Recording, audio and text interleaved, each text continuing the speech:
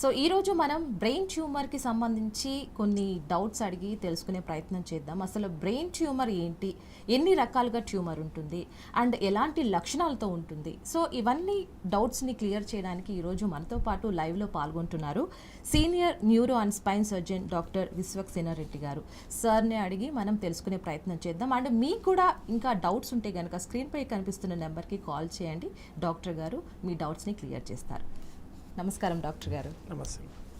Welcome to show అండి. Thank you sir, అసలు ఈ బ్రెయిన్ ట్యూమర్ అంటే ఏంటి, ఎన్ని రకాల ట్యూమర్స్ ఉంటాయి, అలాగే దీని లక్షణాలు ఎలా ఉంటాయి అంటారు? మెదడులో కణాలు వ్యాప్తి చెందుతూ ఉంటాయి అన్నమాట. సామాన్యంగా ఒక కణం 2 కణాలు అవుతాయి, 2 కణాలు 4 కణాలు అవుతాయి.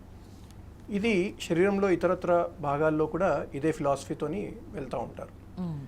ఈ 4 సెల్స్ అయిన తర్వాత ఆ కణాలు అక్కడికి ఆగిపోవాలి. అంటే బ్రెయిన్ అంటే మన శరీరంలో ఉండే ఇమ్యూన్ సిస్టమ్ కొన్ని మెకానిజమ్స్ ద్వారా దాన్ని కంట్రోల్ చేస్తుంది. ఒకవేళ ఈ కంట్రోల్ మెకానిజమ్స్ కనుక పాడైపోయినా, అదుపు తప్పినా, ఈ ఒక కణం 2 కణాలు అవ్వాల్సింది 1 4 అవ్వచ్చు, 4 10 అవ్వచ్చు, 10 లక్ష అవ్వచ్చు.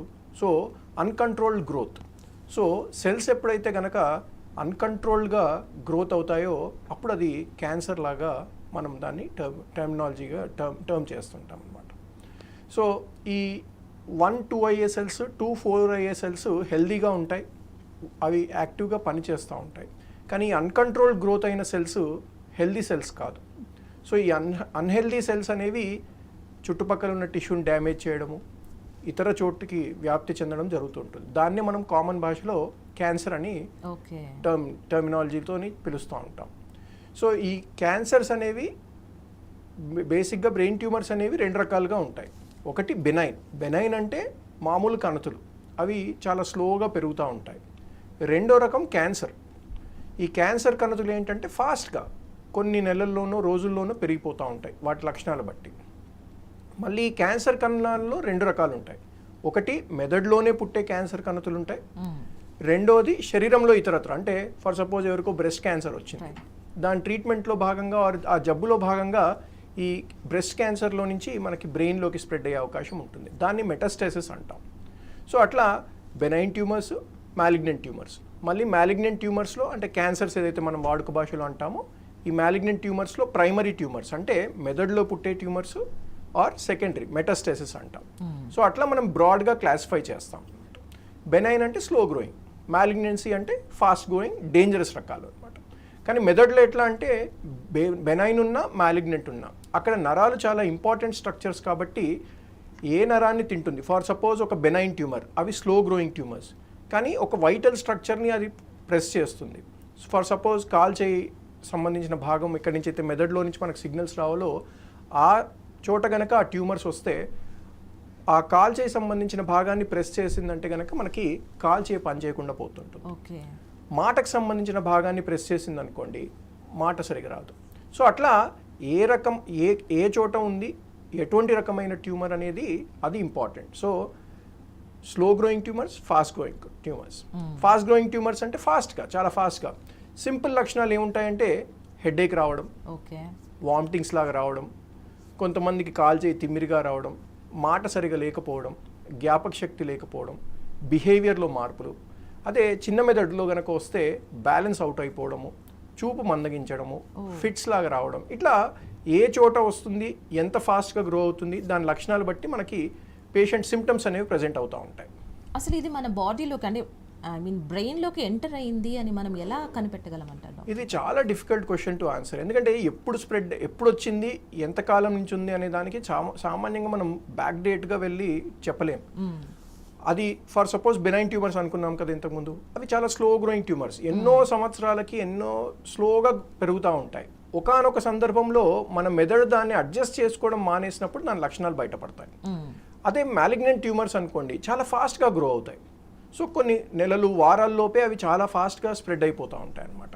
సో అందుకనే ఎప్పటి నుంచి వస్తున్నాయి, ఎప్పటి నుంచి ఉంది అనేది చాలా డిఫికల్ట్ క్వశ్చన్. ఓకే, దీనికంటూ ఒక ఏజ్ గ్రూప్ ఏమైనా ఉంటుందా? లేదు, అంటే చిన్నపిల్లల్లో కూడా చూస్తూ ఉంటాం, నడి వయసులో చూస్తుంటాం, పెద్ద వయసులో కూడా చూస్తూ ఉంటాం. సామాన్యంగా చిన్న వయసులో, పెద్ద వయసులో వచ్చేవి మ్యాలిగ్నెంట్ ట్యూమర్స్ ఉంటాయి, క్యాన్సర్స్ ఉంటాయి. ఈ నడి వయసులో వచ్చే ట్యూమర్స్ సామాన్యంగా బెనైన్ ట్యూమర్స్ ఉండొచ్చు, క్యాన్సర్స్ కూడా ఉండొచ్చు.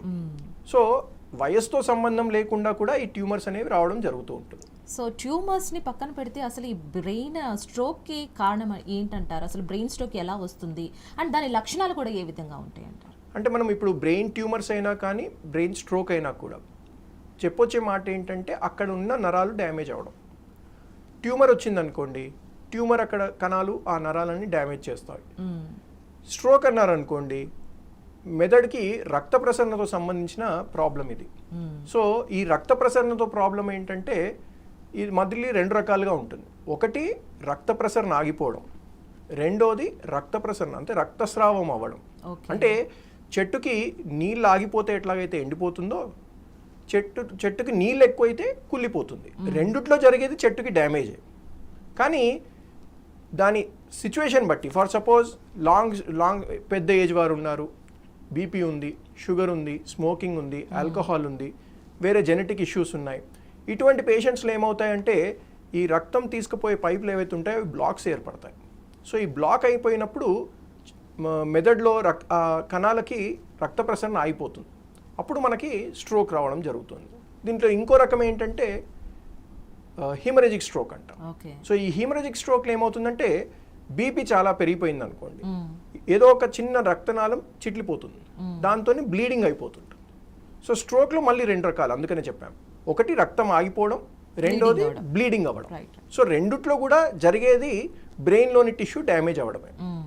సో దాని ఏ సిచ్యువేషన్లో ఎక్కడ వచ్చింది దాన్ని బట్టి మనకు లక్షణాలు కూడా ఉంటాయన్నమాట. ఓకే.